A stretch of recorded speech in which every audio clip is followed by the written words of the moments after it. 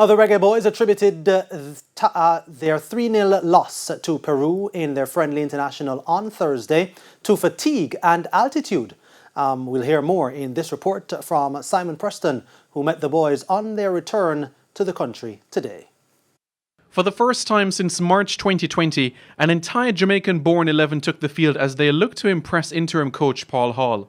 Within the opening quarter of an hour, Peru gave some work to the Jamaican defence, but Amal Knight made a save from Jairo Concha. Minutes later, Jamaica's best chance of the contest fell to Deshane Beckford on debut. However, his header was brilliantly saved by Pedro Gallesi. The Peruvians tested Knight 2 more times before the break, but Knight was there to make a few more saves. In the second half, a lapse in concentration led to the opener as Luis Iberico made it 1-0 in the 48th minute. This was the 23-year-old's first goal for his country. The high-pressing energy from the Jamaicans deteriorated, and the second Peruvian goal was a giveaway from Javon Watson as Alex Valera intercepted the ball and converted to make it 2-0. Valera was scoring his second goal for Peru in the 86th minute.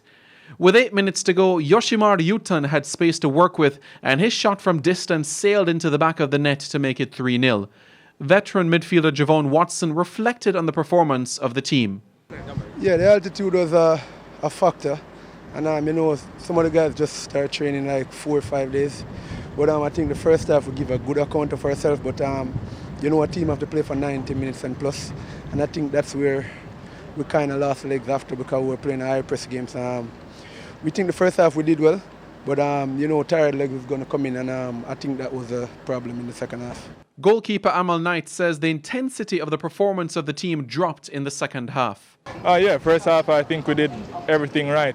We kept the ball. At times, Peru had the ball and we stood behind the ball and we withstood the pressure and everything. And then when we got the ball, we did what we had to do. It's unfortunate that second half we didn't come out with the same energy, and then I think at the latter part it costed us. I think we stopped doing the important thing that we were doing first half, and that's just football. We have to look forward to next week with the World Cup qualifiers coming up. That's more important. Those are the points that really matter.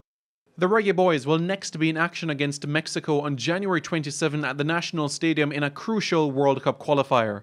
Simon Preston reporting for TVJ Sports.